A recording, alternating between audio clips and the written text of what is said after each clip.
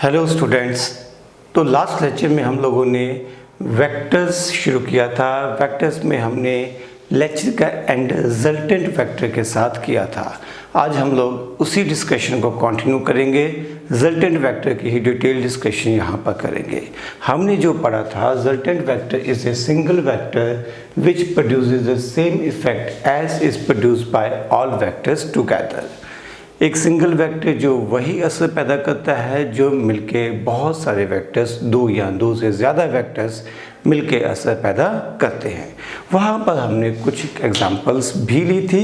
I will repeat that. जैसे मैंने कहा था कि मान लीजिए कि मेरे पास दो फोर्सेस एक्ट कर रही हैं in the same direction. One is of 10 Newton, second one is of 20 Newton. तो इन दोनों का रिजल्टेंट हम लिख सकते हैं 30 न्यूटन। यानी कि दो फोर्सेस अलग अलग लगने की जगह अगर एक सिंगल फोर्स 30 न्यूटन की लगेगी तो वो भी बॉडी में उतनी ही एक्सेलरेशन पैदा करेगी। ओके, फिर हमने एक एग्जांपल ली थी कि अगर दो फोर्सेस अपोजिट डायरेक्शन में लग रही हैं। मान लीजिए यहाँ पर मैं एग्जांपल लेता हूँ कि एक फोर्स लग रही है towards right side of magnitude 20 Newton, second force act कर रही है 10 न्यूटन टुवर्ड्स लेफ्ट। अब इन दोनों का रिजल्टेंट क्या आएगा? इन दोनों का रिजल्टेंट आएगा 10 न्यूटन टुवर्ड्स राइट। अब आप बात को ध्यान से समझो। आपने जब इन दोनों का रिजल्टेंट कैलकुलेट किया तो आप लोगों ने सिंपल एडिशन नहीं की। आपने 10 न्यूटन प्लस 20 न्यूटन नहीं किया। आपने क्या किया? दोनों को सब्ट्रैक्ट किया। जबकि मैंने क्या कहा था? रिजल्टेंट। बेसिकली मैंने कहा था एडिशन। ठीक है। तो यहाँ पर रिजल्टेंट इफेक्ट का क्या मतलब है, ध्यान से देखो। एक बॉडी है जिसके ऊपर एक पर्सन इसको राइट साइड में खींच रहा है with a force of 10 Newton, दूसरा इसको पुल कर रहा है with a force of 20 Newton. तो ओवरऑल इस बॉडी के ऊपर नेट फोर्स कितनी आएगी? नेट फोर्स भी कह सकते हो या रिजल्टेंट फोर्स भी कह सकते हो। That will come out 10 Newton towards right. And इस रिजल्टेंट फोर्स के अकॉर्डिंगली ही बॉडी में एक्सेलरेशन प्रोड्यूस होगी। क्लियर? तो यहाँ पर हमने एडिशन नहीं की है बट सब्ट्रैक्शन किया है। सब्ट्रैक्शन करने का पर्पस क्या है? पर्पस था डायरेक्शन। अगर डायरेक्शन सेम है तो रिजल्टेंट फाइंड आउट करते हुए एडिशन होगी, मैग्नीट्यूड्स ऐड हो जाएंगी। अगर डायरेक्शन अपोजिट है तो रिजल्टेंट फाइंड आउट करते हुए हम लोग सब्ट्रैक्शन ऑफ मैग्नीट्यूड्स कर सकते हैं। बट क्वेश्चन अराइज होता है कि मान लो मेरे पास एक बॉडी है जो कि मूव कर रही है। It move 4 metre towards positive X axis, then this body moves towards Y axis and covers a displacement of 3 meter. What is net displacement या resultant displacement of this body? कैसे calculate करेंगे? हम कहेंगे body ने इस point से A point से शुरू किया था, A से बॉडी B तक गई, B से बॉडी C तक गई। अगर मुझे रिजल्टेंट फाइंड आउट करना है तो I will draw a vector from initial position of the particle to the final position of the particle। तो ये जो AC है, this AC वेक्टर लिखता हूँ तो this vector will represent resultant vector। किसका रिजल्टेंट है ये? It is resultant of vector AB and vector BC। ठीक है, आपको ये एग्जांपल समझ में आ रही है कि बॉडी A से B तक गई, फिर B से C तक गई। तो बॉडी ने एक्चुअल तो 2 स्टेप में मोशन किया, A से B तक एंड देन B से C तक। बट डायग्राम में हमें ज्योमेट्रिकली समझ आ रहा है कि बॉडी डायरेक्टली गई है A टू C। मीन्स जो रिजल्टेंट है that will be represented bye AC। अगर मैं ये एंगल 90 डिग्री मेंशन कर दूं तो आप पाइथागोरस थ्योरम लगा के इस AC की मैग्नीट्यूड फाइंड आउट कर सकते हो। You can calculate it as 4 square plus 3 square square root, this comes out 5 metre. तो यानी कि इस केस में डिस्प्लेसमेंट की मैग्नीट्यूड या रिजल्टेंट डिस्प्लेसमेंट की मैग्नीट्यूड 5 मीटर आई। अब ना तो 4 प्लस 3 हुआ 7, ना हुआ 4 माइनस 3 1। ये इन बिटवीन सम वैल्यू, कुछ वैल्यू 5 मीटर आ गई। मीन्स जब हम रिजल्टेंट कैलकुलेट करते हैं तो हम मैग्नीट्यूड्स को सीधा सीधा ऐड नहीं कर सकते, जैसा कि फर्स्ट केस में किया था, ऐड किया था, बट हमेशा नहीं कर सकते। हम मैग्नीट्यूड्स को सीधा सीधा सब्ट्रैक्ट नहीं कर सकते, हमेशा नहीं कर सकते, जैसे सेकंड केस में किया था। थर्ड केस में हमें समझ आया कि ये इन बिटवीन कुछ वैल्यू आ गई यूजिंग पाइथागोरस थ्योरम। जो पॉइंट मैं कन्वे करना चाहता हूँ वो ये है कि वेक्टर्स में जब हम लोग डायरेक्शन को कंसिडर करते हैं तब हमें रिजल्टेंट फाइंड आउट करते हुए सीधा ना तो मैग्नीट्यूड्स को ऐड करना है, ना सब्ट्रैक्ट करना है, ना सीधी पाइथागोरस थ्योरम लगानी है। हमें ये पता होना चाहिए कि दो वेक्टर्स के बीच में एंगल क्या है। पहले केस में 0, दूसरे केस में 180, तीसरे केस में 90, चौथा कोई भी और केस हो सकता है जिसमें कुछ भी एंगल हो सकता है। यहाँ पर एंगल 30 डिग्री हो सकता है, ये 10 न्यूटन है, ये 30 न्यूटन है, तो रिजल्टेंट कुछ और बन जाएगा। ठीक है, मीन्स जब हम वेक्टर्स को ऐड करते हैं या वेक्टर्स का रिजल्टेंट फाइंड आउट करते हैं तो वेक्टर्स की डायरेक्शन इम्पॉर्टेंट है कि वेक्टर्स किस डायरेक्शन में एक्ट कर रहे हैं। Depending upon direction magnitude of resultant as well as direction of resultant will change. Is that clear? Okay, अब इन तीनों डायग्राम से एक चीज़ और कंक्लूड की जा सकती है, वेक्टर्स को नॉर्मल अलजेब्रा से ऐड नहीं किया जा सकता, वेक्टर्स का रिजल्टेंट नॉर्मल अलजेब्रा से फाइंड आउट नहीं किया जा सकता। इसके लिए हमें special algebra known as vector algebra use करना पड़ता है और हमारा अगला टॉपिक वही होगा। We will study vector algebra, vector addition हम लोग पढ़ेंगे। इसके अलावा ये देखो कि अगर मैं इस डायग्राम को हाईलाइट करूं तो यहाँ पर वेक्टर्स अलजेब्रिकली ऐड नहीं हो रहे, वेक्टर ज्योमेट्रिकली ऐड हो रहे हैं। ज्योमेट्रिकल एडिशन है ना, दिस इज ज्योमेट्रिकल एडिशन। यहाँ पर भी आपने ज्योमेट्री देखी थी कि दोनों की डायरेक्शन सेम है, आपने देखा था अपोजिट है। तो हम इन जनरल ये कह सकते हैं कि वेक्टर्स को ऐड करने का तरीका क्या है, ज्योमेट्रिकल एडिशन। ज्योमेट्रिकल एडिशन को ही हम लोग वेक्टर अलजेब्रा में समझते हैं and we will start with very first topic of vector algebra, that is addition of vectors।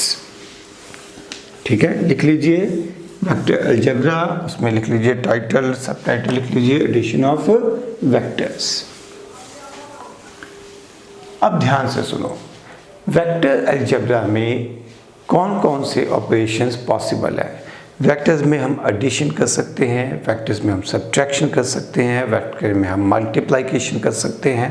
In fact vectors में मल्टीप्लिकेशन दो तरह की होती है, एक को हम कहेंगे डॉट प्रोडक्ट, दूसरे को हम कहेंगे क्रॉस प्रोडक्ट। ठीक है, बट वेक्टर्स में डिवीज़न पॉसिबल नहीं है। आई रिपीट, वेक्टर्स में डिवीज़न पॉसिबल नहीं है। Division is not a legal operation, algebraic operation. In vectors हम डायरेक्शन को डायरेक्शन के साथ डिवाइड नहीं कर सकते। ओके, तो we will start with addition of vectors. यहाँ पर हम दो वेक्टर्स को ऐड करने के लिए लॉ पढ़ेंगे। First law is called triangle law of vector addition. क्या जी? Triangle law of vector addition. हमारे पास कई लॉज आएंगे, triangle law, parallelogram and polygon law of vector addition, but we will start with triangle law of vector addition. ये law क्या कहता है? ये लॉ कहता है कि अगर हमारे पास दो वेक्टर्स हों जो कि किसी ट्रायंगल की दो साइड्स को रिप्रेजेंट कर रहे हों, two vectors representing two sides of a triangle both in magnitude and direction। ठीक है, both in magnitude and direction। मैं आसान करने के लिए पहले थोड़ा सा डायग्राम कंफर्टेबल बना दूंगा। मान लो मेरे पास बेटा ये दो वेक्टर्स हैं, वेक्टर ए एंड बी। क्या ये दोनों वेक्टर्स मिलके किसी ट्रायंगल की दो साइड्स बना सकते हैं? And answer is yes. अगर मैं ये एक ट्रायंगल मानना शुरू करूं ए बी सी, इस लाइन को यहाँ पे जोड़ दूं, तो क्या vector A and vector B ये दोनों मिलके किसी ट्रायंगल की दो साइड्स बना रहे हैं? Both in magnitude as well as direction. यहाँ पर मैं मैग्नीट्यूड भी कंसिडर करूँगा, एरो डाल रखे हैं तो डायरेक्शन भी कंसिडर करूँगा। Taken in same cyclic order, इनका साइक्लिक ऑर्डर सेम होना चाहिए। अब ये साइक्लिक ऑर्डर क्या होता है? साइक्लिक ऑर्डर का मतलब होता है एक का हेड दूसरे की टेल, एक का हेड दूसरे की टेल। देखो कैसे, ये वेक्टर, ये अगला वेक्टर, ये अगला वेक्टर, ये अगला वेक्टर, ये देखो, समझ आ रहा है आपको? एक का हेड दूसरे की टेल, तो हम कहते हैं ये सेम ऑर्डर है या सेम साइक्लिक ऑर्डर है। अगर वेक्टर्स का साइक्लिक ऑर्डर सेम है, किन वेक्टर्स का? जिन दो वेक्टर्स को ऐड करना है। यहाँ पर हम कौन से दो वेक्टर्स को ऐड कर रहे हैं? Vector A and vector B. हम ए एंड बी को ऐड कर रहे हैं और हमने क्या चेक किया कि ए एंड बी दोनों मिलके एक ट्रायंगल की दो साइड्स बनाते हैं, taken in same cyclic order. Then their resultant is represented, इन दोनों वेक्टर्स का रिजल्टेंट कैसे रिप्रेजेंट किया जाएगा? By third side of the triangle taken in opposite cyclic order, third side of the triangle taken in opposite cyclic order। opposite cyclic order का मतलब क्या होगा? एक का टेल और दूसरे का टेल, एक की हेड और दूसरे का भी head. so this is going to be resultant vector R, ठीक है? this is resultant vector R। इसको डिटेल में देखते हैं।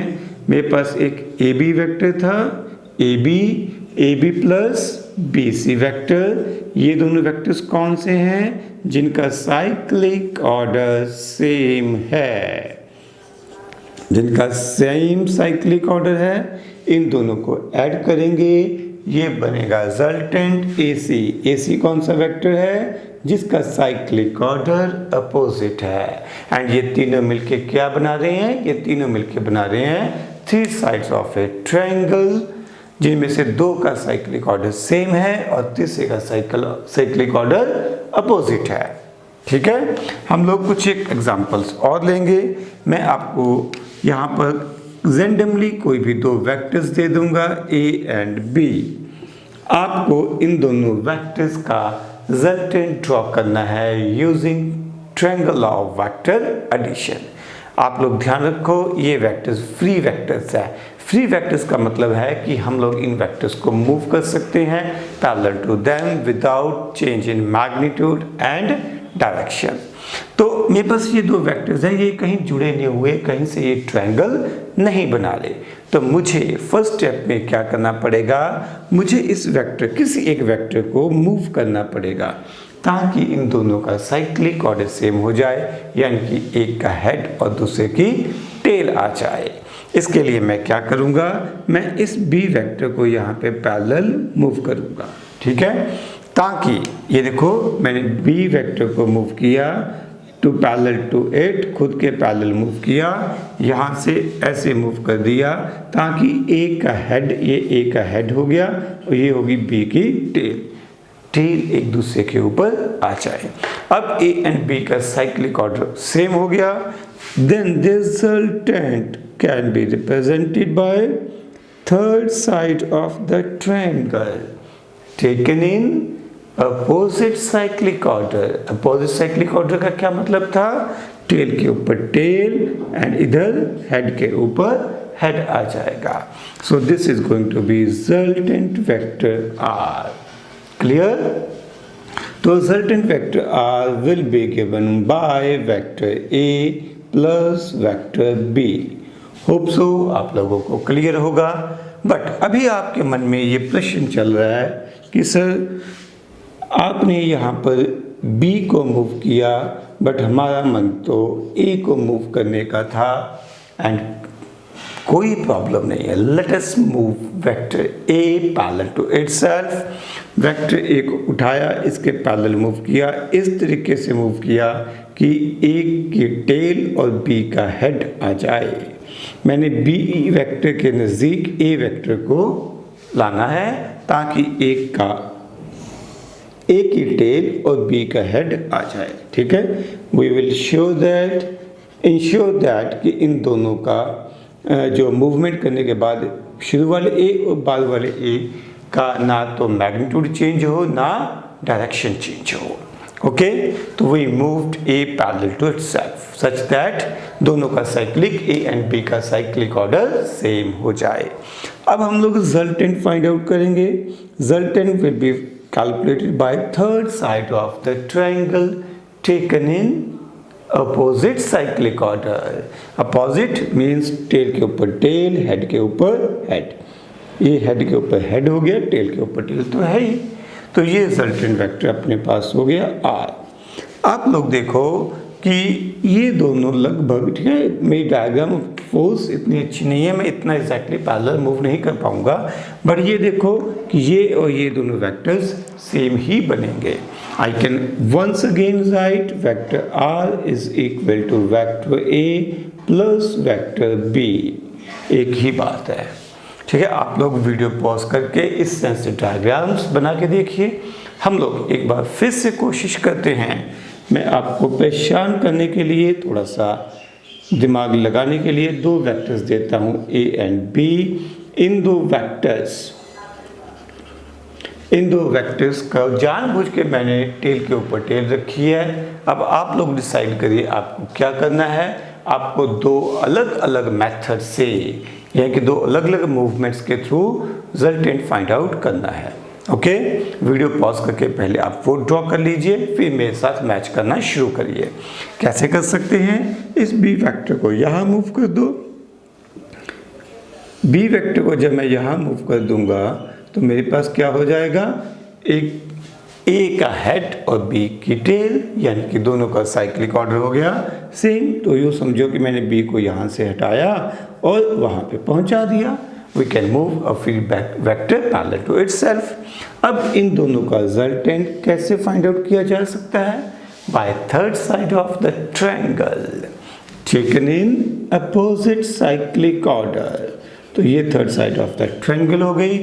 टेल के ऊपर टेल है और हेड के ऊपर हेड है, यानी कि साइक्लिक ऑर्डर सेम है। So this will be vector R and vector R will be given by vector A plus vector B.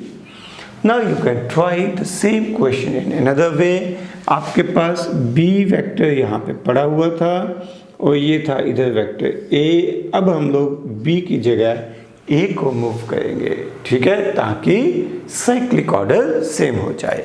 हम क्या कर सकते हैं, इस ए को उठा के ऊपर ले आएंगे। अगर मैं ए को यहाँ पे ड्रॉ कर लूँ, ए को पैरेलल मूव किया गया है तो कोई प्रॉब्लम नहीं है, ना मैग्नीट्यूड में चेंज है ना डायरेक्शन में चेंज है। तो इन दोनों का रिजल्टेंट हम लोग यहाँ से फाइंड आउट करेंगे।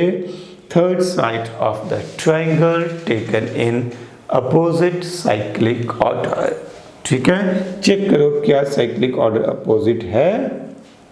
यस, टेल के ऊपर टेल है, हेड के ऊपर हेड है। यहाँ पर देखो दोनों डायग्राम्स देखने में इंटायरली डिफरेंट लग रही हैं। ट्रायंगल्स अजीब सी बनी है, ठीक है, कंपेयर करेंगे। बट बच्चों फोकस ऑन रिजल्टेंट। ये रिजल्टेंट ये रहा। अगर मैं इसके पैरेलल मूव करूं तो ये रिजल्टेंट सेम आएगा, यानी कि दोनों ही केसेस में रिजल्टेंट विल बी सेम। आप जैसे मर्जी मूवमेंट कर लो, चाहे ए को मूव करके बी पे ले आओ, चाहे बी को मूव करके ए के ऊपर ले आओ, that will not effect your result. तो आप लोगों को ये रिजल्टेंट,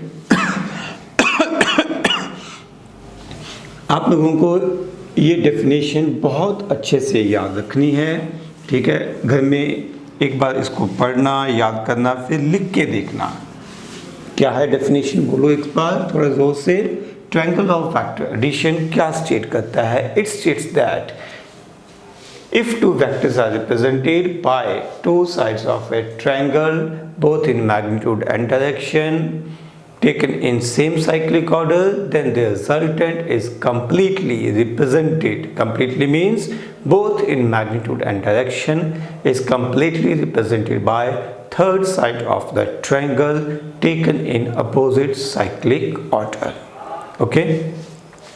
अब हम लोग इस लॉ को मैथमेटिकली यूज करेंगे to find out magnitude of resultant vector and direction of resultant vector. जो मैं अभी करवाऊंगा, this is very very important article for your school exams. Article की डेरिवेशन स्कूल के लिए इंपॉर्टेंट है और इसकी एप्लीकेशन, इसके रिजल्ट को यूज़ करना वो school as well as competition के लिए बहुत बहुत बहुत ज़्यादा इम्पॉर्टेंट है। हेडिंग लिखिए, एनालिटिकल मेथड फॉर फाइंडिंग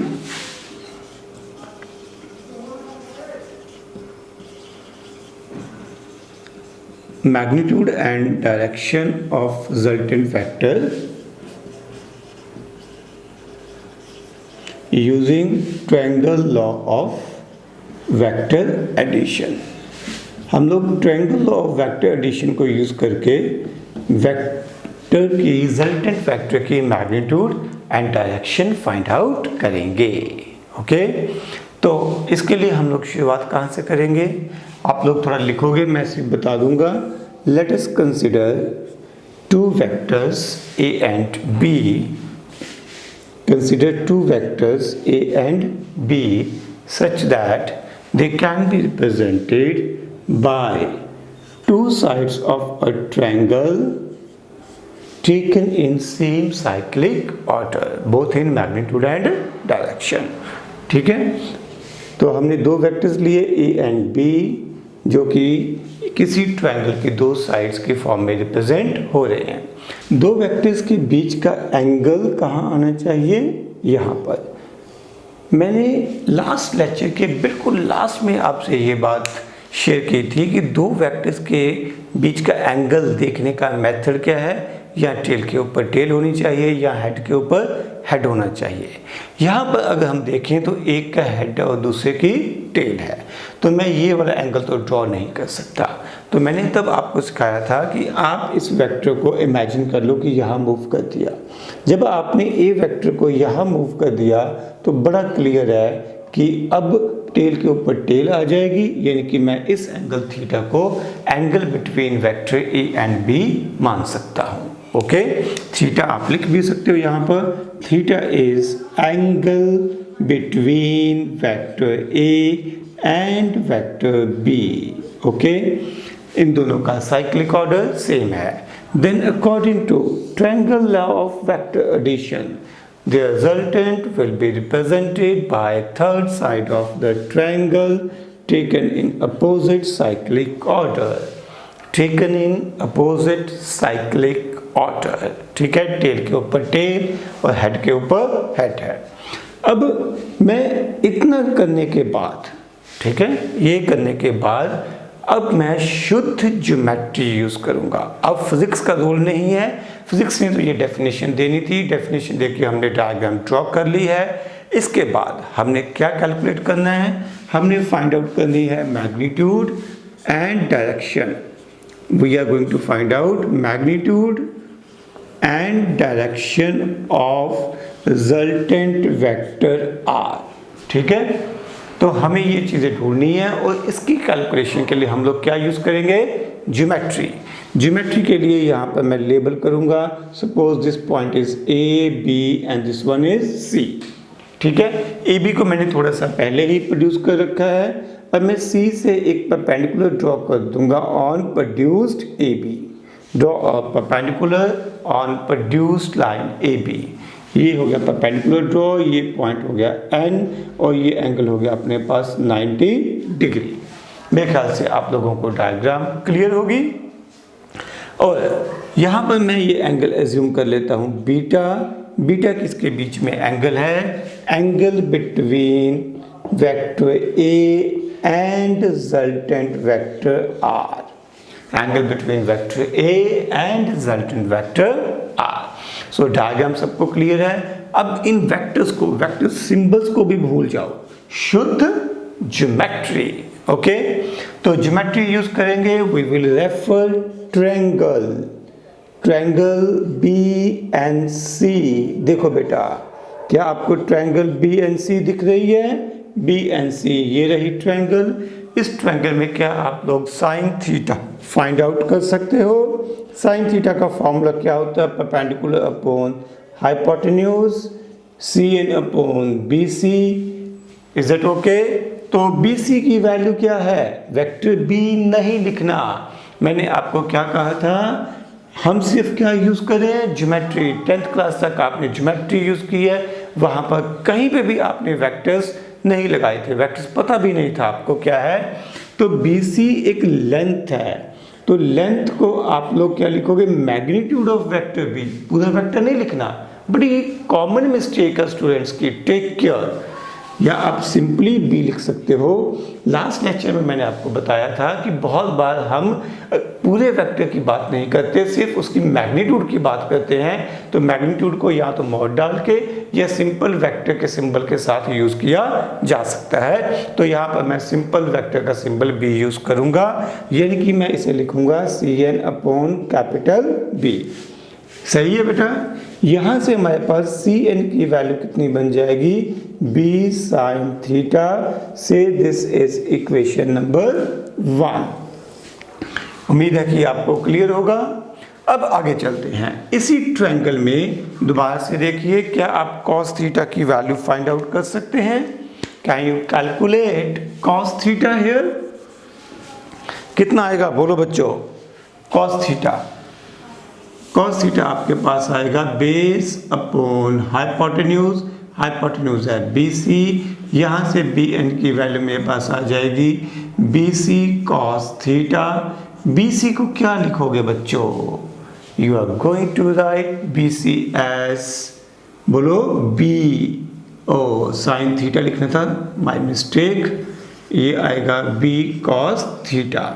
तो Bn is equal to B cos theta, this is equation number 2। So मैंने अभी तक क्या कैलकुलेट किया है, मैंने ये साइड BC और ये साइड CN कैलकुलेट कर ली है, क्योंकि मुझे पता है मुझे इनको भी यूज़ करना है। मुझे फाइंड आउट क्या करना है, magnitude of resultant vector R। तो मैं R की मैग्नीट्यूड फाइंड आउट करना चाहता हूँ। R की मैग्नीट्यूड AC है, और AC की कैलकुलेशन के लिए मैं रेफर करूंगा triangle ANC। Please refer right angle triangle ANC। मिल गई ANC ट्रायंगल।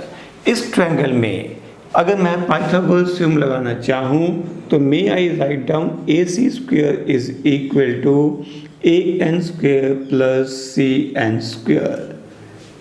क्लियर है? AC क्या है, रिजल्टेंट R की मैग्नीट्यूड। ठीक है, वेक्टर नहीं डालना, किसी ने भी ऐसे नहीं लिखना। ठीक है, अभी भी कईयों ने लिख रखा होगा, नोटबुक चेक करो। ठीक है, सिर्फ क्या लिखना है, R, क्योंकि हम सिर्फ मैग्नीट्यूड की बात कर रहे हैं।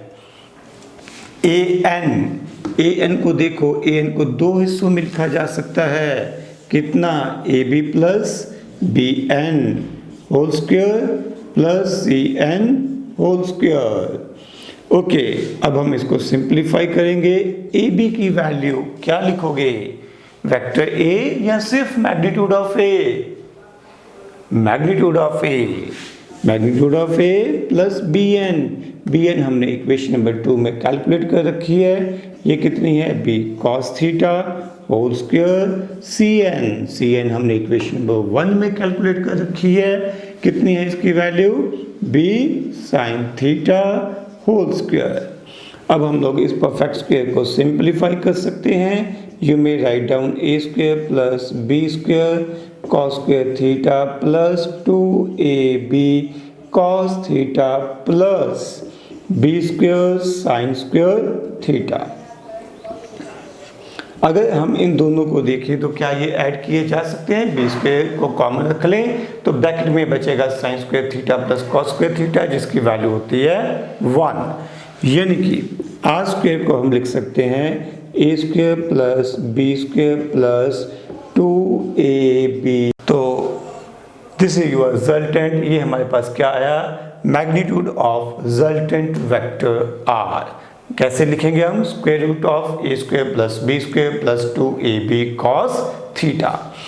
थीटा अगर हमें पता है, A एंड B की मैग्नीट्यूड हमें पता है, फार्मूला पुट कर दो, जो मर्जी एंगल हो सीधा रिजल्टेंट वेक्टर R की मैग्नीट्यूड आ जाएगी। ओके, इसको डिटेल में डिस्कशन हम लोग न्यूमेरिकल्स के थ्रू और इस आर्टिकल के एंड में कुछ स्पेशल केसेस के थ्रू अभी करेंगे। Wait for that. आगे देखो, मैंने कहा था कि हमें फाइंड आउट क्या करना है, magnitude as well as direction find out करनी है। अब डायरेक्शन कैसे लिखते हैं? फिजिक्स में डायरेक्शन को लिखने का एक मोस्ट कॉमन वे जो है वो है with the help of angle.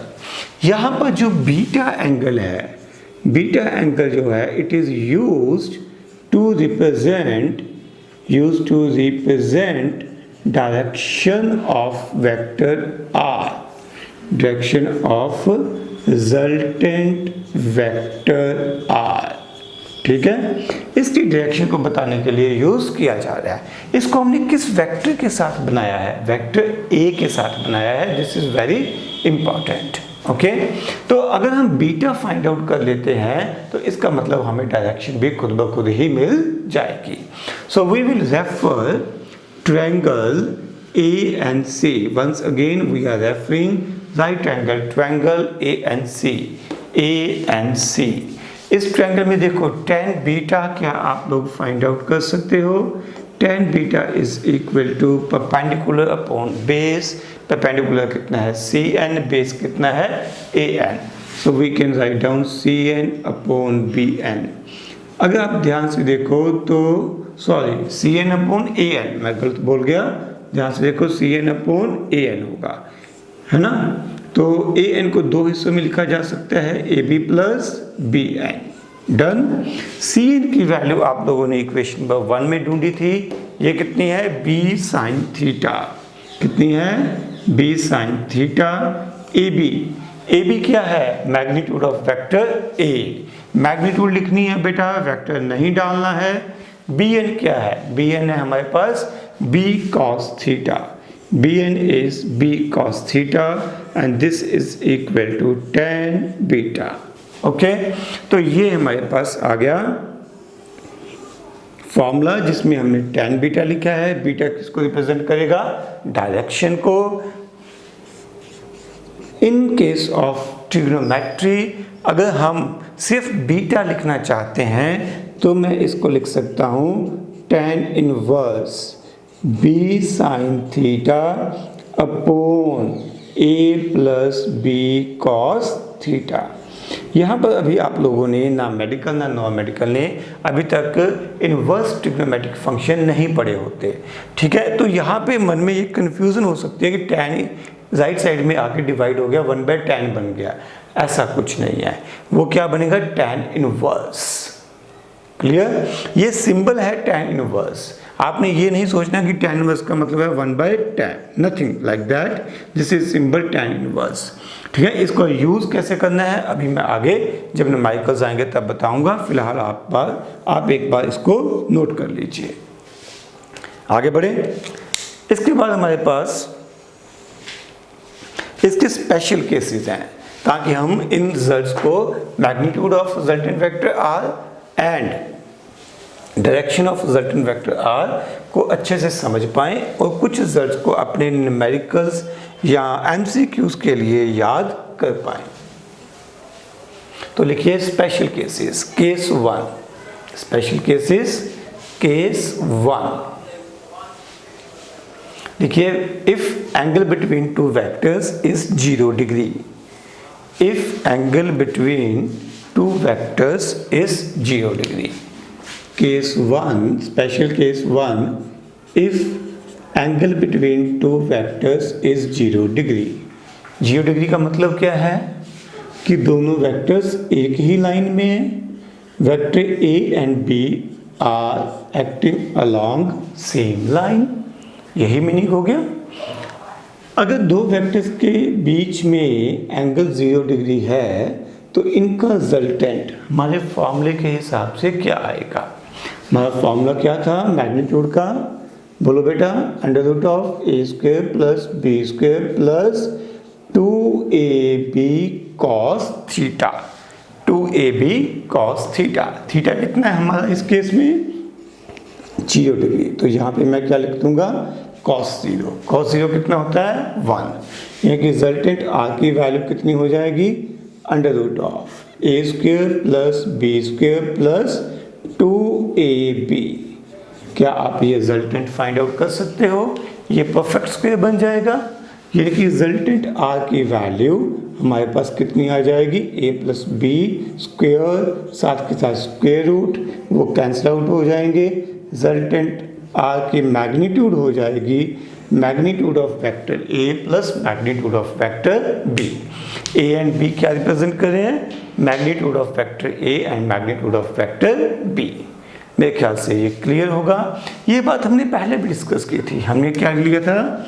हमने लिया था कि मान लो एक फोर्स 10 न्यूटन है और दूसरी 20 न्यूटन है, दोनों की डायरेक्शन सेम है, तो रिजल्टेंट कितना आया था? इन दोनों का रिजल्टेंट आया था 30 न्यूटन, यही आया था। यानी कि अगर डायरेक्शन सेम हो तो मैग्नीट्यूड्स को ऐड किया जा सकता है। डायरेक्शन सेम है, एंगल 0 डिग्री है, तो मैग्नीट्यूड्स को ऐड किया जा सकता है। अब अगर डायरेक्शन लिखनी हो तो डायरेक्शन के लिए हम यहाँ पे tan बीटा का फॉर्मूला लगा सकते हैं। tan बीटा का फॉर्मूला क्या था बेटा? tan बीटा का फॉर्मूला था b sin theta upon a plus b cos theta, यही था। अब थीटा कितना पुट करना है इस केस में हमें? 0 डिग्री। तो अगर मैं यहाँ पर थीटा की वैल्यू 0 पुट कर दूँ तो फॉर्मूला यही बनेगा, this is going to be 0 degree. Sine 0 कितना होता है? 0। अगर साइन 0 0 है तो आपको बड़ा क्लियरली समझ आएगा कि राइट साइड पक्का से 0 होने वाली है, लेकिन tan बीटा की वैल्यू 0 होने वाली है। और tan 0 कब होता है? जब एंगल 0 डिग्री होता है, यानी कि बीटा कितना आ गया? 0 डिग्री आ गया। बीटा एंगल किसके बीच में था? ये क्या रिप्रेजेंट करता था? डायरेक्शन को। मैंने यहाँ पे इरेज कर दिया, पहले मैंने लिखा हुआ था, यहाँ कहीं लिखा हुआ था beta is angle between vector A and resultant vector. Angle between vector A and resultant vector, इन दोनों के बीच में एंगल कितना आ गया? 0 डिग्री। मीन्स जो वेक्टर r है, रिजल्टेंट वेक्टर है, और वेक्टर a है, इन दोनों के बीच में एंगल 0 डिग्री है। यानी कि रिजल्टेंट वेक्टर की डायरेक्शन भी वही होगी जो वेक्टर a की डायरेक्शन है, a और b की डायरेक्शन भी सेम थी। इसका मतलब इस केस में a, b एंड r तीनों वेक्टर्स की डायरेक्शन डेफिनेटली सेम होने वाली है। Clear? a, b and r, a and b तो पहले ही सेम डायरेक्शन में थे, रिजल्टेंट r भी उसी डायरेक्शन में आ गया है। Means a vector, b vector and r vector सभी की डायरेक्शन डेफिनेटली सेम होगी। कब? जब एंगल 0 डिग्री है। अगला केस लिखिए, when theta is equal to 90 degree. यानी कि जब दो वेक्टर्स जिनका हमें रिजल्टेंट फाइंड आउट करना है वो एक दूसरे के साथ राइट एंगल बना रहे हैं। तो मान लीजिए मेरे पास ये सिचुएशन है, this is vector A and this one is vector B. इन दोनों के बीच एंगल 90 इधर नहीं बनाया मैंने, क्योंकि दो वेक्टर्स के बीच एंगल देखने का तरीका क्या था? एक दोनों का या तो हेड एक दूसरे के ऊपर या दोनों की टेल एक दूसरे के ऊपर होनी चाहिए। यहाँ पर एक का हेड है, दूसरे की टेल है, तो मैंने ए वेक्टर को एज्यूम किया कि यहाँ पे चला गया ताकि टेल के ऊपर टेल आ जाए। तो इन दोनों का रिजल्टेंट आप लोग यहाँ पे फाइंड आउट कर सकते हो। ये हो गया रिजल्टेंट आर। बट हमें तो फॉर्मूला अप्लाई करना सीखना है। तो रिजल्टेंट आर का फॉर्मूला क्या था? मैग्नीट्यूड हमने क्या लिखी थी? A square plus B square plus 2ab cos theta. Cos theta यानी कि कॉस 90 डिग्री हो गया। कॉस 90 कितना होता है बेटा? 0। अगर 90 कॉस 90 0 है तो ये टर्म 0 हो जाएगी, यानी कि अपने पास रिजल्टेंट आर की वैल्यू आएगी under root of A square plus B square, और यही आंसर आएगा। यहाँ पर अगर आप पाइथागोरस थ्योरम भी लगाओगे तब भी यही आंसर आएगा। अगर आप लोग थोड़ा स्पीड अप करना चाहते हो तो जब भी न्यूमेरिकल प्रैक्टिस करो और वेक्टर्स के बीच में एंगल 90 डिग्री आ जाए तो आप बेशक जो फॉर्मूले पढ़े हैं उनको भूल जाना और सिंपल ट्रिग्नोमेट्री अप्लाई कर देना। रिजल्ट विल रिमेन सेम, क्योंकि मैंने आपको पहले ही कहा है कि वेक्टर्स बेसिकली ज्योमेट्रिकली ऐड किए जाते हैं। ठीक है, अब आ गया हमें ढूंढना है एंगल tan बीटा। बीटा किसके बीच में एंगल था? बोलो, angle between vector A and resultant vector, angle between vector A and resultant vector ये आएगा tan बीटा।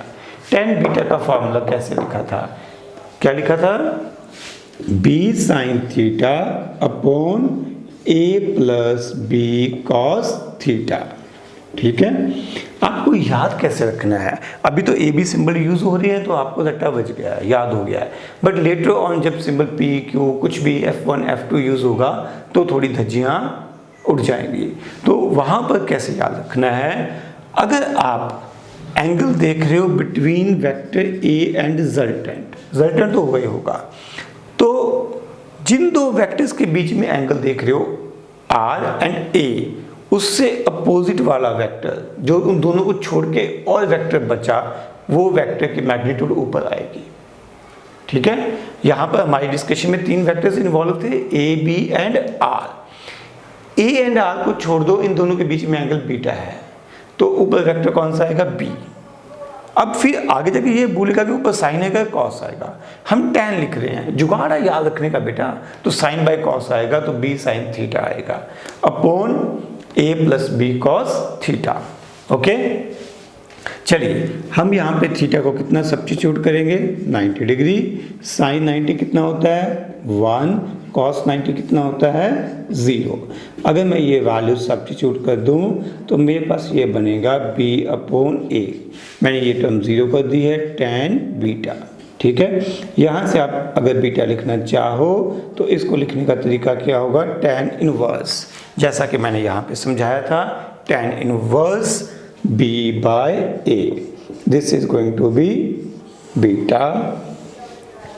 अगला पॉइंट, थर्ड पॉइंट लिखिए, अगर दो वेक्टर्स के बीच में एंगल 180 डिग्री हो, मींस अगर वेक्टर्स अपोजिट डायरेक्शन में है, तब हम लोग रिजल्टेंट के लिए क्या लिखेंगे, third case, if angle between two vectors is 180 degree, means vectors are in opposite direction. Suppose ये वेक्टर ए है और ये वेक्टर मेरे पास बी है।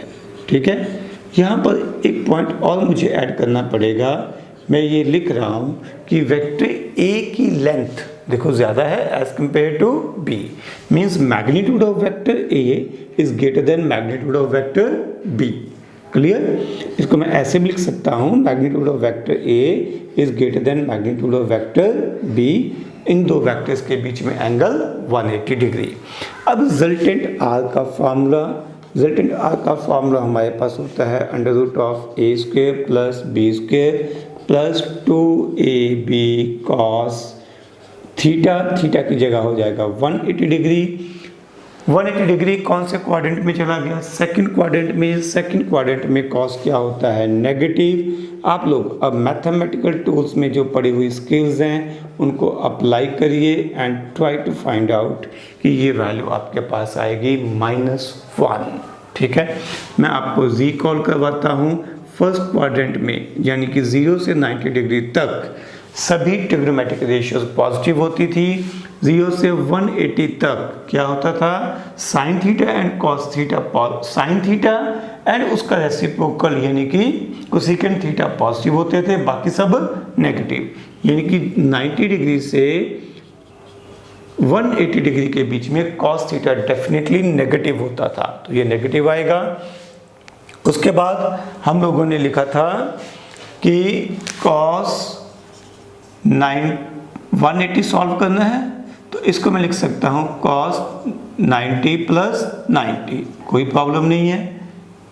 ठीक है, 90 प्लस थीटा कौन से क्वाड्रेंट में, सेकंड क्वाड्रेंट में, माइनस आएगा क्योंकि ये 90 डिग्री है तो cos का क्या बन जाएगा, साइन, तो माइनस साइन 90 यानी कि -1 बन जाएगा। ठीक है, याद करिए, आपको याद आ जाएगा, नहीं तो पुराना वीडियो लेक्चर एक बार दोबारा से देखिए, यहाँ पर मैंने ये सिखाया था। ओके, तो ये हमारे पास आ गया। अब इसको हम फर्दर सिंप्लीफाई करेंगे, हम इसको लिख सकते हैं under root of A square plus B square minus 2ab। ठीक है, क्या ये a माइनस बी का परफेक्ट स्क्वायर बनेगा, जी हाँ बिल्कुल बनेगा। ठीक है।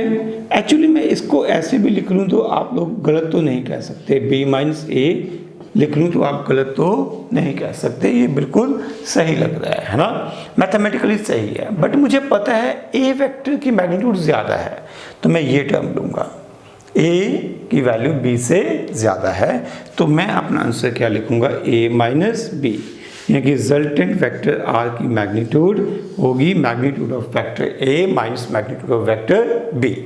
अगर उल्टा होता, यानी कि अगर ये होता कि बी वेक्टर की मैग्नीट्यूड ए से ज़्यादा होती, तो मैं रिजल्टेंट अपना लिखता B minus A, then we are going to write this relation. ठीक है, यानी कि सीधी सी बात है कि जिसकी मैग्नीट्यूड ज़्यादा है उसको आगे रख लो, माइनस जिसकी कम है उसको पीछे रख दो, सब्ट्रैक्ट कर दो, दैट्स ऑल। ओके, अब आ गया हमारे पास डायरेक्शन का पंगा। यहाँ पर डायरेक्शन का डेफिनेटली पंगा रहता है। tan बीटा का फॉर्मूला क्या होता है, b साइन थीटा, थीटा कितना आएगा 180 degree upon a plus B cos 180 degree. ठीक है, साइन 180 होता है 0, तो ये टर्म हमारे पास होने वाली है 0, यानी कि हमारे पास tan बीटा की वैल्यू होने वाली है 0। प्रॉब्लम इसके बाद शुरू होती है, यहाँ तक आपको एकदम से क्लियर है। देखो बेटा, जो tan बीटा है वो दो जगह पे 0 हो सकता है। किस किस पे, tan बीटा हमने लिखा tan beta is equal to 0, इसका मतलब यहाँ पर बीटा की वैल्यू 0 डिग्री भी हो सकती है और 180 डिग्री भी हो सकती है। ध्यान से समझना है कि tan 0 डिग्री भी 0 होता है एंड tan 180 डिग्री भी 0 होता है, तो इसलिए यहाँ पर बीटा की दो वैल्यूज पॉसिबल हैं, इट मे बी 0 डिग्री और मे बी 180 डिग्री। तो क्वेश्चन अराइज होता है कि कौन सी वैल्यू कब यूज़ की जाएगी। ध्यान से, अगर तो ये है vector A, this is vector B, diagram में आपको समझ आ रहा है A की मैग्नीट्यूड B से ज़्यादा है, तो बेटा रिजल्टेंट किस तरफ आएगा, रिजल्टेंट बड़े वेक्टर की तरफ ही आएगा, तो इन दोनों का रिजल्टेंट आएगा इस तरफ। ठीक है, बड़े वेक्टर की तरफ। अब देखो A एंड R के बीच में एंगल कितना है 0 डिग्री, तो यहाँ पर बीटा की वैल्यू हो जाएगी 0 डिग्री, क्योंकि A एंड R की डायरेक्शन सेम है। ओके, अब अगर होता केस दूसरा, यानी कि वेक्टर B की मैग्नीट्यूड A की मैग्नीट्यूड से ज़्यादा होती, तो नेचुरली रिजल्टेंट किस तरफ आता, B की तरफ आता, तो रिजल्टेंट मैं इसी तरफ ड्रॉ करूँगा, this is resultant vector R। Clear है, और बीटा एंगल किसके बीच में था, हम बार बार कह रहे हैं beta is angle between resultant vector and A vector. अब ए वेक्टर है राइट में, आर है लेफ्ट में, तो इस केस में बीटा की वैल्यू कितनी होगी 180 डिग्री होगी। In this case beta is going to be 180 degree. ठीक है, कब, जब बी वेक्टर की मैग्नीट्यूड ए वेक्टर की मैग्नीट्यूड से ज़्यादा है। ओके, अब हम लोग फर्दर डिस्कशन करेंगे, ये बहुत ही इम्पॉर्टेंट होने वाले केस हैं, तो लिखिए special case number 4, special case number 4 लिखिए, if we have two vectors A and B जिनकी मैग्नीट्यूड सेम है, if we have two vectors A and B of same magnitude acting at 120 degree, acting at 120 degree, we have two vectors A and B of same magnitude acting at 120 degree। इस case में हम लोग resultant find out करने की कोशिश करेंगे। तो situation बेटा कुछ इस प्रकार से है, ये है वेक्टर A, ये है वेक्टर B, और इन दोनों की मैग्नीट्यूड आपस में बराबर है। मैं मान लेता हूँ कि it is equal to x, and now we are going to find out resultant of this two vectors. It is given that angle between this two vectors is 120 degree. तो रिजल्टेंट आर फाइंड आउट करने का formula हमारे पास क्या था? It was under root of A square plus B square plus 2ab cos theta. Cos theta की जगह हो जाएगा cos 120। cos 120 को हम लोग अलग से सॉल्व कर लेते हैं ताकि आपको अच्छे से क्लियर हो जाए। ये चला जाएगा सेकंड क्वाड्रेंट में, इसको मैं लिख सकता हूँ 90 प्लस 30। Is it okay? क्योंकि सेकंड क्वाड्रेंट में है तो cos होता है माइनस, अगर 90 डिग्री हो, 90 का ऑड मल्टीपल हो तो cos का बन जाएगा साइन माइनस साइन 30। साइन 30 हमारे पास होता है 1/2, यानी कि cos 120 की वैल्यू हमारे पास बन जाएगी minus 1/2। So we are going to substitute this value. अब ए बी की मैग्नीट्यूड सेम थी, हमारा स्पेशल केस है ए एंड बी की मैग्नीट्यूड अगर सेम हो। कितनी मानी थी हमने? X square plus 2 into x into cos 120 की वैल्यू हो गई माइनस 1/2। ये 2 एंड ये 2 कैंसिल आउट हो जाएंगे, हमारे पास बचेगा x square minus x square. ये एक्स स्क्वायर भी कैंसिल आउट हो जाएंगे, तो रिजल्टेंट वेक्टर आर की मैग्नीट्यूड एक्स के बराबर आ जाएगी। ठीक है, एक्स किसकी मैग्नीट्यूड थी? ए एंड बी की, यानी कि R is equal to A is equal to B if angle between two vectors is 120 degree. यानी कि अगर दो वेक्टर्स की मैग्नीट्यूड सेम है और दोनों के बीच का एंगल 120 डिग्री है तो रिजल्टेंट की मैग्नीट्यूड भी उतनी ही आएगी जितनी magnitude vector A and B की है। अब बचा इन दोनों के बीच का एंगल। इन दोनों के बीच का एंगल देखने के लिए हम लोग लगा सकते हैं फॉर्मूला tan बीटा का। tan बीटा का फॉर्मूला क्या था? नो, ये था B sine theta upon a plus B cos theta. Theta कितना पुट करना है हमें? 120 डिग्री। तो थोड़ा सा साइन 120 देख लेते हैं। साइन 120 को हम लिख सकते हैं साइन, बोलो बेटा, 90 प्लस 30 डिग्री। सेकंड क्वाड्रेंट में साइन होता है पॉजिटिव, क्योंकि 90 डिग्री है, ऑड मल्टीपल है, तो ये बन जाएगा cos 30 डिग्री। तो cos 30 डिग्री हमारे पास होता है √3/2। ओके, तो मैं वैल्यूज पुट करूंगा।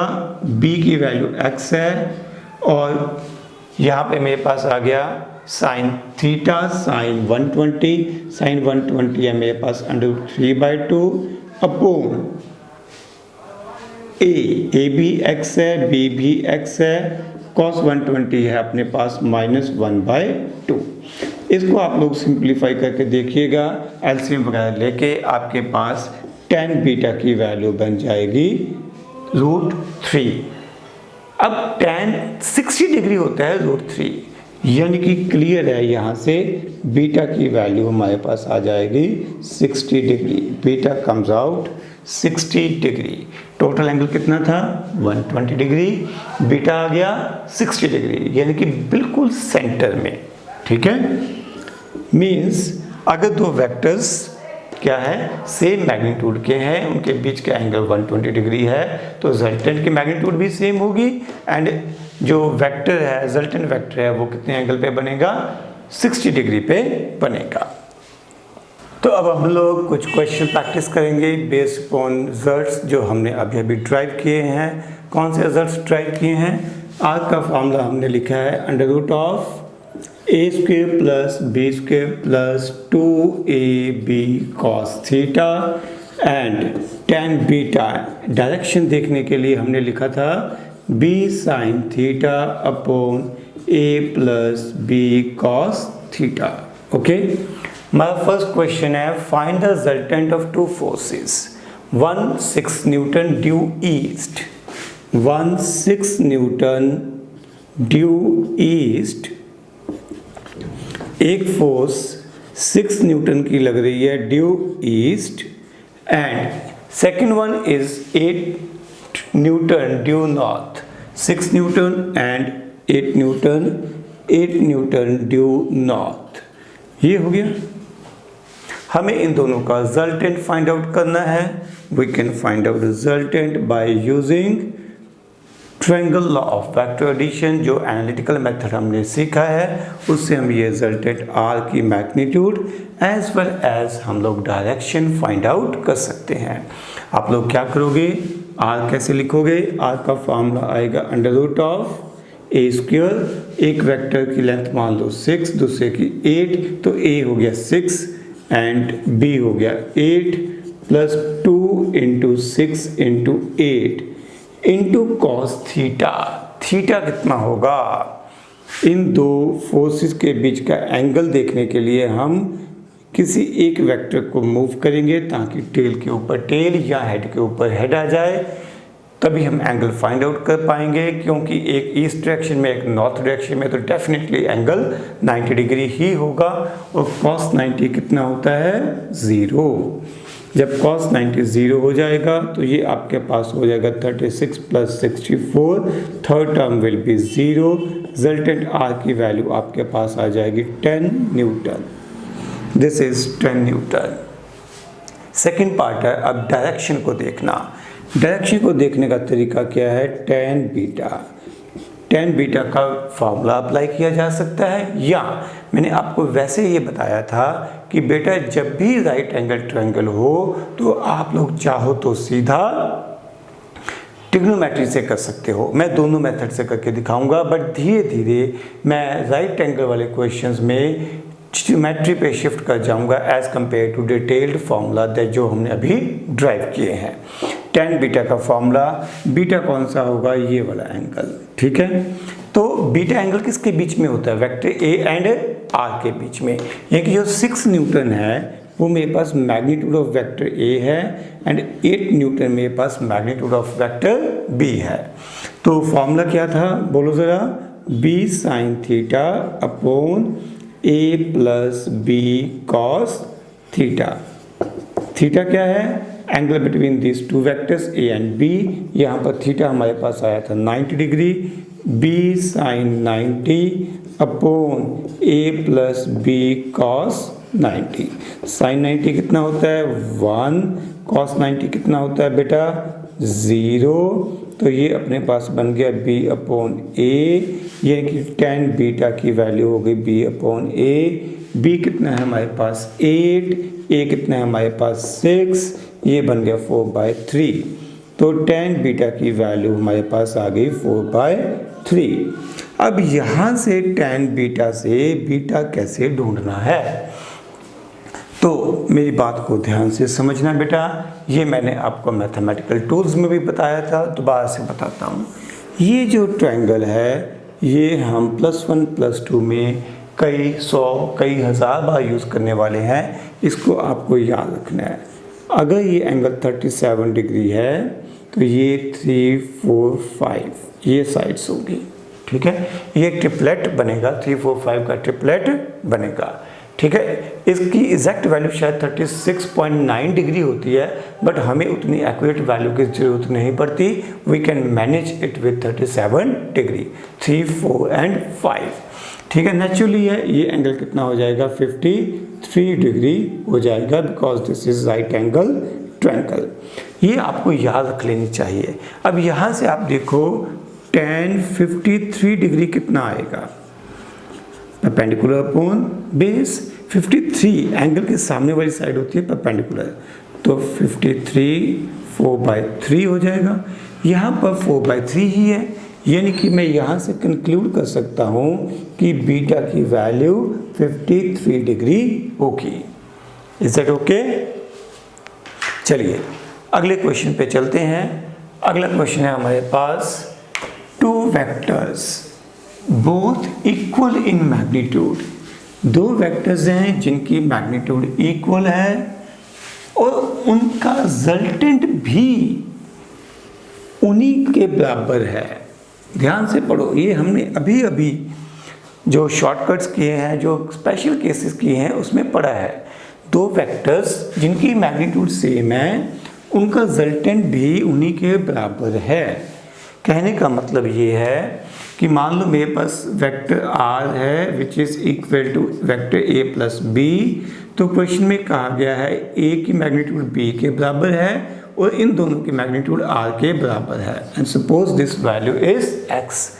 क्वेश्चन में हमसे कहा गया है find out angle between vector A and B, angle between vector A and vector B. ठीक है, तो हमारे पास रिजल्टेंट आर की जो स्टैंडर्ड वैल्यू है वो है root of A square plus B square plus 2ab cos theta. आप में से बहुत सारे बच्चों ने तो सीधा आंसर लिख दिया होगा 120 डिग्री, क्योंकि हमने थोड़ी देर पहले ही ड्राइव किया था। बट जो मेरे जैसे हैं थोड़े से ढीले, हम लोग इसको पूरा सॉल्व करेंगे। हमने ए बी एंड आर सभी की वैल्यू x पुट कर दी है, taking square on both sides. यहाँ पे अगर मैं दोनों तरफ स्क्वायर ले लूँगा तो ये हो जाएगा। आप इसको सिंप्लीफाई करना, आपके पास आ जाएगा -1/2 is equal to cos theta. मैंने आपको बताया था कि जो एंगल है दो वेक्टर्स के बीच का एंगल है वो 180 डिग्री से ज़्यादा नहीं होता। दो वेक्टर्स के बीच का एंगल 180 डिग्री से ज़्यादा नहीं होता। क्यों? मैंने बताया था कि दो वेक्टर्स के बीच में एंगल देखने के लिए हमें स्मॉलर एंगल देखना होता है। ठीक है, तो स्मॉलर एंगल के केस में 180 से ज़्यादा हो ही नहीं सकता। cos थीटा बार है negative. cos theta first quadrant में क्या होता है? पॉजिटिव, और सेकेंड क्वाड्रेंट में नेगेटिव, यानी कि हमारा एंगल डेफिनेटली 90 डिग्री से 180 डिग्री के बीच में आने वाला है। अब आपको थोड़ी सी ये बात प्रैक्टिस से समझ आएगी कि -1/2 आपको कैसे कैलकुलेट करना है। सीधा कोई फंडा, जबरदस्त फंडा नहीं है। मैं अगर लिखता हूँ cos 180 -60 डिग्री, मैं इसे सॉल्व करके देखता हूँ। सेकंड क्वाड्रेंट में चला गया, सेकंड क्वाड्रेंट में cos होता है नेगेटिव, क्योंकि 180 है 90 का इवन मल्टीपल है। अगर इवन मल्टीपल हो तो cos का cos ही रहेगा, माइनस cos 60 हो जाएगा। cos 60 होता है 1/2, ये हो जाएगा -1/2। यानी कि यहाँ से मैं कंक्लूड कर सकता हूँ थीटा की वैल्यू हमारे पास 120 डिग्री आएगी। Theta will come out 120 degree. Is it okay? हमारा अगला टॉपिक है second law of vector addition, that is parallelogram law of vector addition. ये लॉ क्या कहता है? अगर हमारे पास दो वेक्टर्स हैं that can be represented by two adjacent sides of a parallelogram, two adjacent sides of a parallelogram. अब यहाँ पे आपको पैरेललोग्राम तो दिखाई दे नहीं रही। मान लो मेरे पास ये दो वेक्टर्स हैं ए एंड बी, तो क्या ये दोनों वेक्टर्स मिलके एक पैरेललोग्राम की दो एडजेसेंट साइड्स बना रहे हैं? Answer is yes. Let us complete this parallelogram. इसके लिए आप क्या करोगे? बी के पैरेलल एक लाइन खींचोगे जो कि ए के हेड में से पास कर रही है। फिर ए के पैरेलल एक लाइन खींचोगी जो कि बी के हेड में से पास कर रही है। तो इस तरह से ये एक पैरेललोग्राम बन जाएगी। Now you can see that we have two vectors A and B जो कि किसी पैरेललोग्राम की एडजेसेंट साइड्स हैं। ठीक है, ध्यान देना यहाँ पर दोनों की टेल के ऊपर टेल है। This is different from triangle of vector addition. Triangle of vector addition में एक का हेड और दूसरे की टेल होती है, वहाँ पर साइक्लिक ऑर्डर सेम होता है। यहाँ पर हम साइक्लिक ऑर्डर वर्ड यूज ही नहीं करते हैं। ठीक है, we have two vectors that are represented by two adjacent sides of a parallelogram. यहाँ पर दोनों चीज़ें कंसीडर हो रही हैं, magnitude as well as direction. Then the resultant will be represented by diagonal of the parallelogram passing through that point. This is resultant R. ये क्या है? diagonal of this parallelogram. ये डायगोनल कौन सा डायगोनल है? किसी पैरेललोग्राम के दो डायगोनल्स होते हैं, हमें कौन सा डायगोनल लेना है? वो डायगोनल जिसकी टेल उसी पॉइंट से पास कर रही है जिस पॉइंट पे ए एंड बी दोनों वेक्टर्स एक्ट कर रहे हैं। ठीक है, आई रिपीट कि यहाँ पर अगर आप पैरेललोग्राम बनाते तो ये भी एक डायगोनल ही था, but this diagonal will not represent resultant. Resultant कौन सा बनना है? वो डायगोनल जो कि उसी पॉइंट से पास कर रहा है जिस पॉइंट पे vector A and B act कर रहे हैं। Is that okay? अब हम एक बार स्टेटमेंट पढ़ते हैं। It states that if two vectors are represented both in magnitude and direction by two adjacent sides of a parallelogram, then the resultant is represented completely by the diagonal of the parallelogram passing through the point of intersect of two vectors. Point of intersect of two vectors. थोड़ी सी practice करते हैं। मान लीजिए मेरे पास ये एक vector A है और यहाँ पर एक वेक्टर ये B दिया हुआ है। आपको parallelogram law of vector addition use करके फाइंड आउट करना है रिजल्टेंट। आप लोग कैसे करोगे? आप इस B वेक्टर को मूव करोगे ताकि चाहे A को चाहे B को, किसी एक को मूव कर लो ताकि दोनों एक ही पॉइंट पे एक्ट करना शुरू कर दें, यानी कि दोनों की टेल एक ही पॉइंट पे आ जाए। इसके लिए आप क्या कर सकते हो? इस B वेक्टर को यहाँ पे मूव कर सकते हो। You can move this vector B here parallel to itself. खुद के पैरेलल मूव कर दो B को। अब B यहाँ पहुँच चुका है। अब हमें A एंड B का रिजल्टेंट फाइंड आउट करना है using parallelogram law of vector addition. इसके लिए आप A के पैरेलल एक लाइन ड्रॉ कर दोगे which is passing through head of B। फिर B के पैरेलल एक लाइन ड्रॉ कर दोगे which is passing through head of A। Clear? तो यहाँ पर आपको एक पैरेललोग्राम दिखाई देगी और इस पैरेललोग्राम का रिजल्टेंट कैसे रिप्रेजेंट किया जाएगा? Bye the diagonal. डायगोनल कौन सा? वो डायगोनल जो उसी पॉइंट से पास कर रहा है जिस पॉइंट पे A एंड B आपस में इंटरसेक्ट कर रहे हैं। So this is going to be resultant vector R। You can say that resultant vector R is equal to vector A plus B।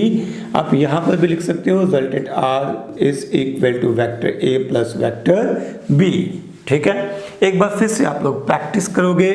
आपके पास है ये वेक्टर A और दूसरा वेक्टर है, सपोज ये है वेक्टर B।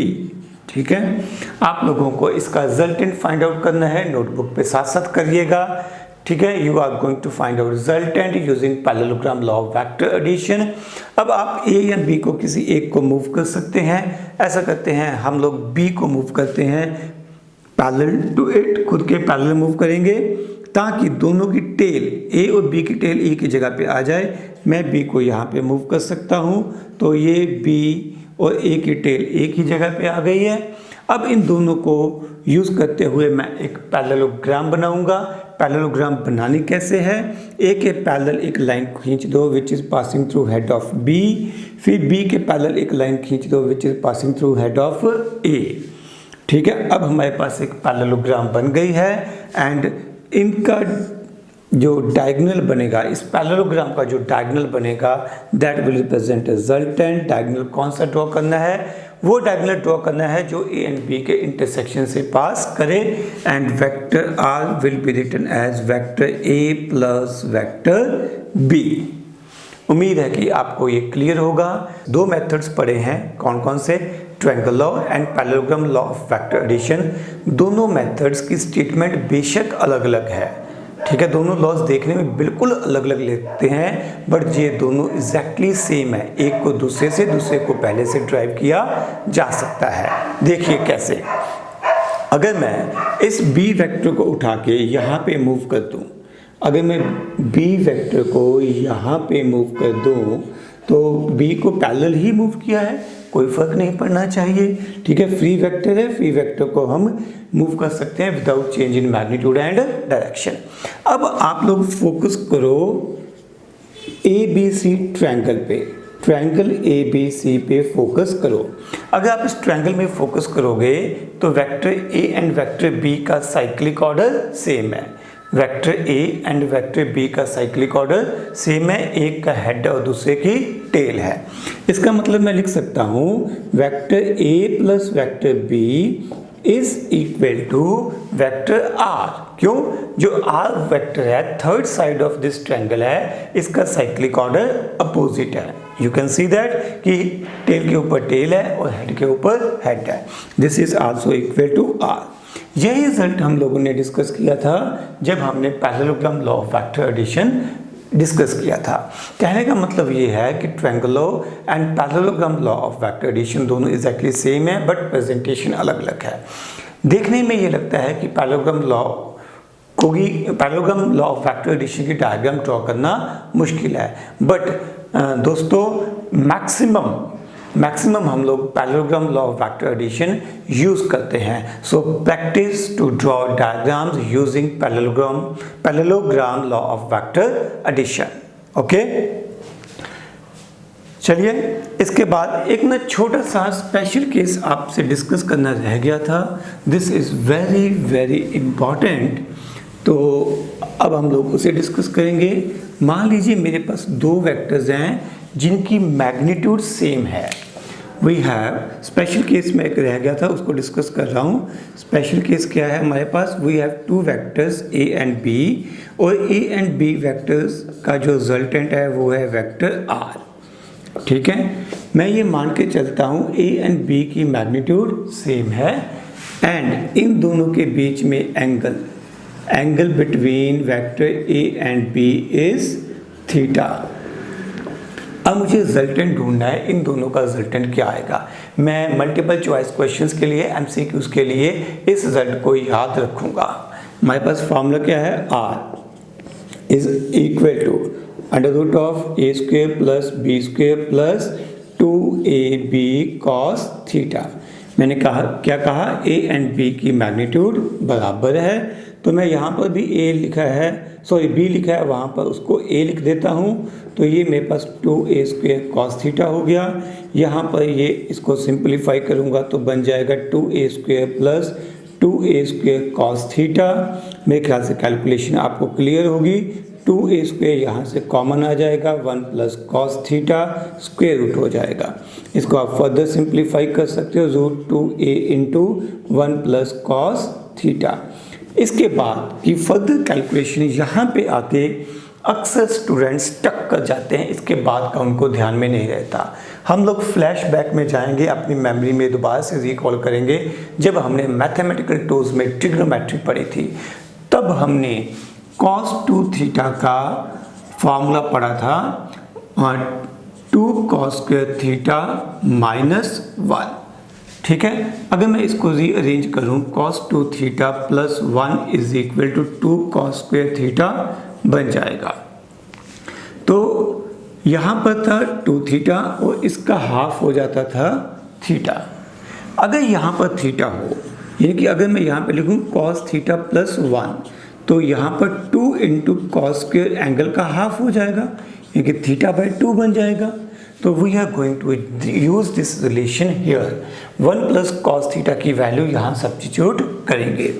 जब हम इसको यहाँ पर सब्स्टिट्यूट करते हैं, हमारे पास बनेगा 2 into cos square theta by 2। Is that clear? यहाँ से आप इसको फर्दर सिंप्लीफाई कर लो, ये बन गया 2a cos थीटा बाई 2।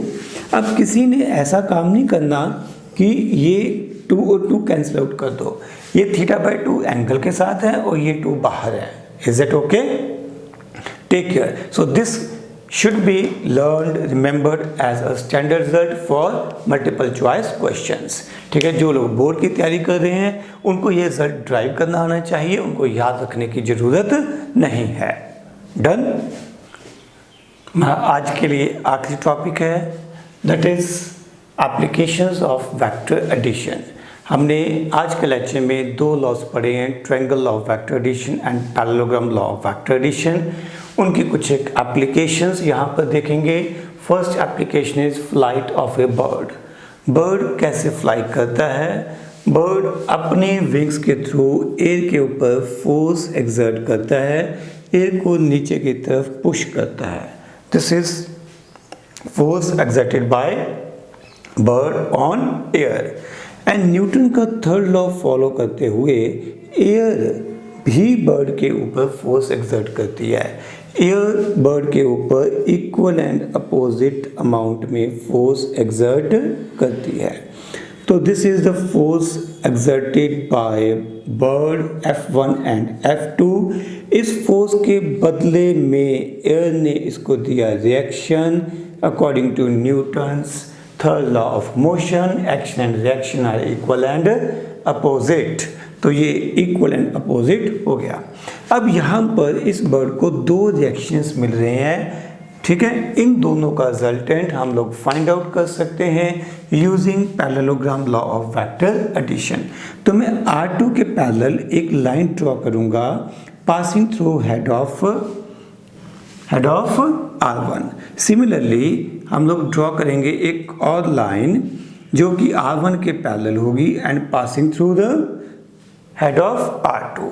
तो इन दोनों का रिजल्टेंट ये आ जाएगा, this is resultant and we draw this resultant using parallelogram law of vector addition. R is equal to R1 plus R2। ये R1 R2 क्या थे? Normal reactions provided by air to the bird, normal reactions एक साथ लिख देता हूँ। ये हमारे पास क्या है? Resultant force, net force acting on the bird. ये नेट फोर्स किस तरफ लग रही है? ऊपर की तरफ लग रही है, तो बर्ड ऊपर को फ्लाई करेगा।